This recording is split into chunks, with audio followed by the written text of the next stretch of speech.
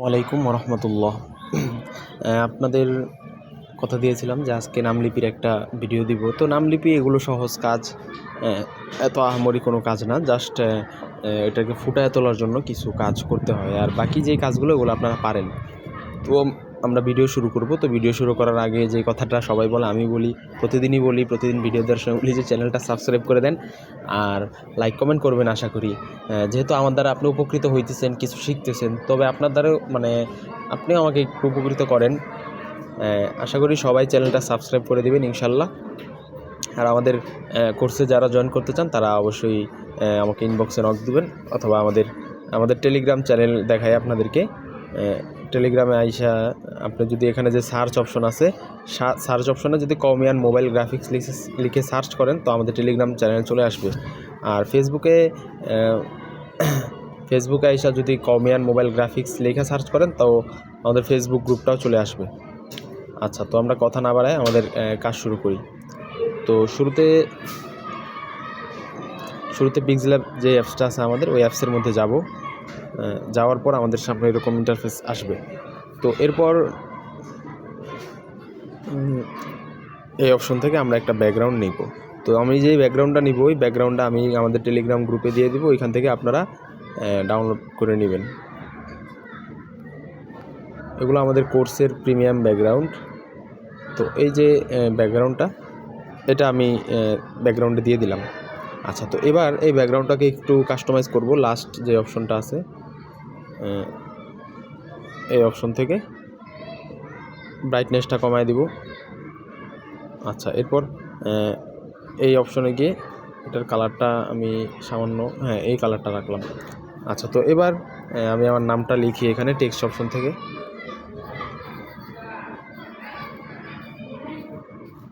সোহেল বিন Habib.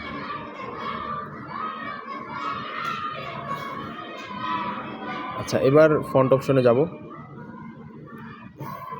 Font option থেকে এখানে ইলিয়াস সালসাবিল যে ফন্টটা আছে, আমি এই ফন্টটা দিয়ে ট্রাই করব। বা অন্য ফন্ট আরও অনেক ফন্ট আছে, আপনি ট্রাই করতে পারেন আপনার যেই ফন্ট ওই ইচ্ছা ওই ফন্ট দিয়ে। তবে আমি আপনাদের শেখানোর উদ্দেশ্যে আমি ইলিয়াস সালসাবিল যে ফন্টটা আছে ওই ফন্টটা দিয়ে আপনাদের দেখাবো ইনশাল্লাহ। তো এই যে ফন্টটা, তো নামটা ছোট এতটুকু, মানে মিডিয়াম একটা সাইজে রাখা একদম এই রিলেটিভ পজিশন থেকে মাঝ বরাবর নিয়ে আসলাম, ব্যাকগ্রাউন্ডের মাঝ বরাবর নামটা আনলাম। আনার পর এখানে যে টেক্সচার অপশন আছে, টেক্সচার অপশন থেকে আমরা একটা টেক্সচার দিব।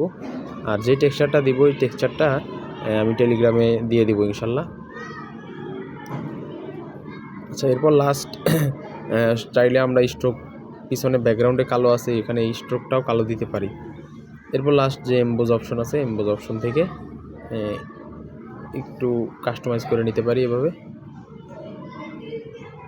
আচ্ছা, এরপর আমাদের যদি ইচ্ছা হয় সেক্ষেত্রে আমাদের যে টেলিগ্রাম চ্যানেলে আমরা কিছু মাত্রালতা দিয়েছিলাম অনেক আগে, তো ওই মাত্রালতাগুলো আইনা এখানে আপনি বসাইতে পারেন, দুই সাইডে ছোট ছোট করে বসাইতে পারেন। এরপর চাইলে নিচে নিজের নামটা ছোট করে ইংলিশে লিখতে পারেন। আচ্ছা, এটা পরে লিখি। তো আগে মাত্রালতা, অথবা আপনাদেরকে আমি আজকে কিছু পিএনজি দিছি আপনাদেরকে, ওই পিএনজিগুলো একটু ট্রাই করে দেখি এখানে বসানো যায় কিনা।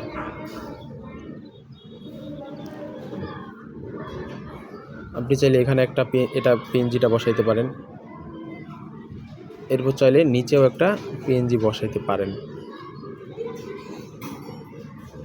এখন এখানে যে পিএনজিগুলো ব্যবহার করলেন, চাইলে এই পিএনজিগুলোর মধ্যেও টেক্সচার ব্যবহার করতে পারেন। যে টেক্সচারটা আমরা নামের মধ্যে ব্যবহার করছি, এই টেক্সচারটা এখানে ব্যবহার করতে পারেন। ব্যবহার করলে সুন্দর দেখাবে।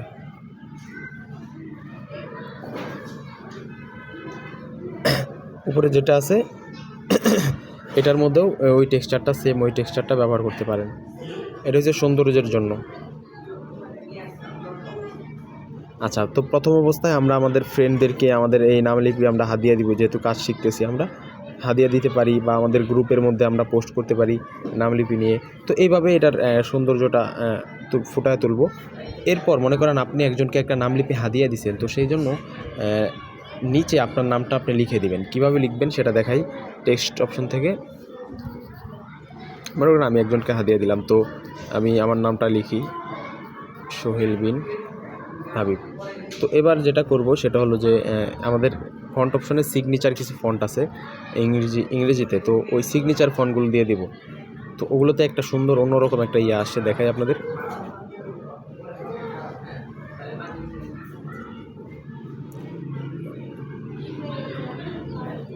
নিচে অসংখ্য আছে।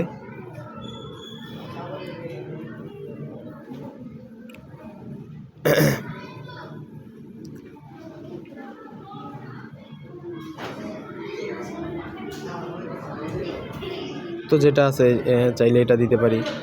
তো এটা মনে করেন যে ছোট করে দিবেন, চাইলে এখানে বসায় দিতে পারেন, হ্যাঁ, অথবা চাইলে এখানেও রাখতে পারেন, ইচ্ছায় সেটা আপনার ইচ্ছা।